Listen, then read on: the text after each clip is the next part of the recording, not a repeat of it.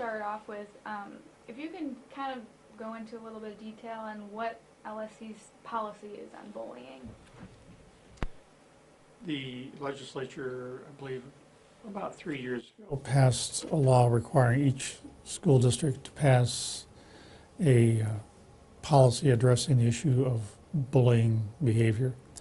Our school board adopted a policy, and it subjects the student who engages in bullying to the disciplinary penalties set forth under the student disciplinary code. And that particular policy is embedded in all of our student handbooks. So, for example, if someone came to you and, say, on the school bus or something, a student was being repeatedly harassed, what might happen to the bully in this case? Each particular bullying behavior, what you want to try to do is stop the behavior. Obviously, the first thing that we try to do is to sit down and work with the student and the victim and try to intervene so that it could be a learning opportunity. Now, if it's one of the key things is that for bullying to take place, it's not just a single statement that's made or a statement made between friends. It is repeated behavior, and one of the critical parts is repeated statements or gestures or behaviors that are intended to harass or ridicule or intimidate another student. So it's a key component is repeated behavior. If the bully is engaging this on multiple occasions, then there are more serious consequences. We try to work things out. Your primary concern is with the victim, and so you try to make as safe an environment as you can for the victim, and whether that means looking at the bully, putting them in a different class, put them in on a different schedule so that they have as minimum number of times to interact as possible, or some of the kinds of solutions that you look for. In the worst case scenario, a bully would go through the process of being suspended from school and potentially expelled from school. Would you have a response to people who say that bullying is going on in the LSC schools with teacher administrator knowledge? I would say that there are bullying that goes on.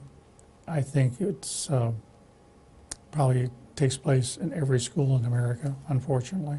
I think that it is our belief that if an issue is brought to our attention, and the critical issue for us is it has to be brought to our attention. We can't deal with the problem unless we know about the problem. And so it's imperative for victims and witnesses to tell the teacher or an administrator about it. I firmly believe if it's brought to our attention, we will deal with it. So I think it's safe to say that, from your experience, reported acts of bullying are addressed to the best of your ability. Yes. Would that be fair? Yes. Can we talk a little bit about how hard it is for someone in a position of authority to see or know about bullying? Mm-hmm. I think the most difficult issue that we confront is many times the bullying behavior is very private. It occurs in a situation where there might be only the victim and the bully, or a very limited number of witnesses who are friends of the bully and do not want to report it. The victim is afraid to report it. He or she may be concerned that if they report it, it will make matters worse, and not necessarily at school, but in some other context. And really, right now, I think the area that's of tremendous concern is the whole growth of social media bullying. And I think that gives students the ability to make statements, sometimes anonymously, very hurtful, repeatedly. And since that takes place outside the context of school, that's also something which limits school officials to be able to address those issues because they did occur outside of school. That was kind of my next question, like how much power would you even have over something like that? Mhm. The school is limited to dealing with issues that occur during the school day on school property. What resources are available for students who might be bullied or having other problems and, you know, considering taking drastic measures? I think there are lots of resources, and I think that the first thing that any student who is being bullied has to tell an adult, they have to tell a teacher, a counselor, a principal that there's a problem. And the school working with the parents, I think there are some steps that we can take, but we need people's cooperation, and we need people to tell us about these things.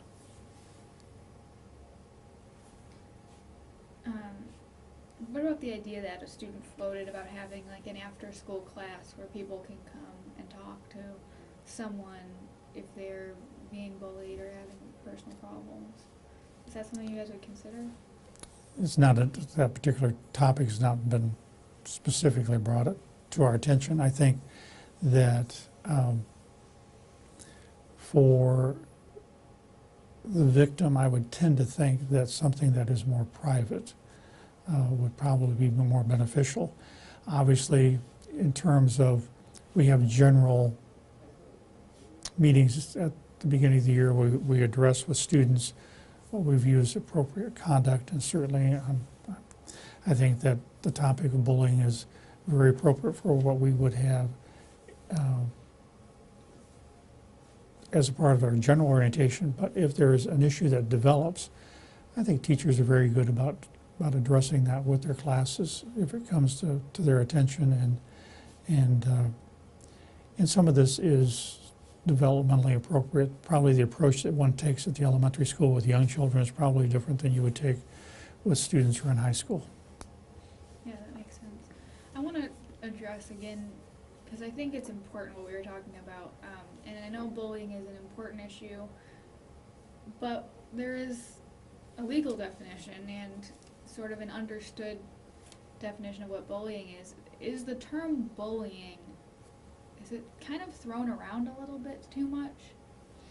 I think one of the issues that we confront today is that the term bullying is, I think, used to describe many situations that it may not be the exact best descriptor, and that doesn't mean that people say hurtful things on occasion to someone else if someone's in an argument. That in and of itself does not constitute bullying. And sometimes there's this, what goes on as interchanges between students who are friends with one another. If one didn't know that they were friends, it would be easy to confuse that the comments were in fact bullying in nature. And so divining all that is very challenging for school officials, for counselors, for principals.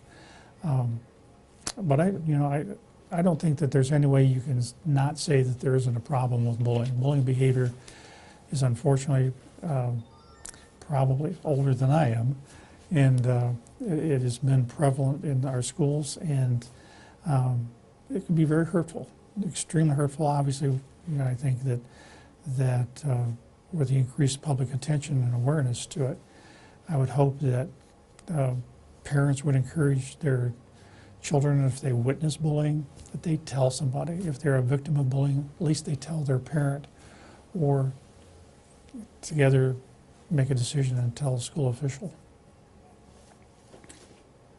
Is there a hope for you that something positive will come out of this conversation, and whether or not it was a factor in this child's death, maybe it will bring attention to a different problem here? Anytime you have a tragedy, you hope that there's something that can be learned from it, and to what extent any one of one particular factor bears upon a tragic circumstance. If it just had a slight effect, then it's something that needs to be addressed, and needs to be addressed openly, and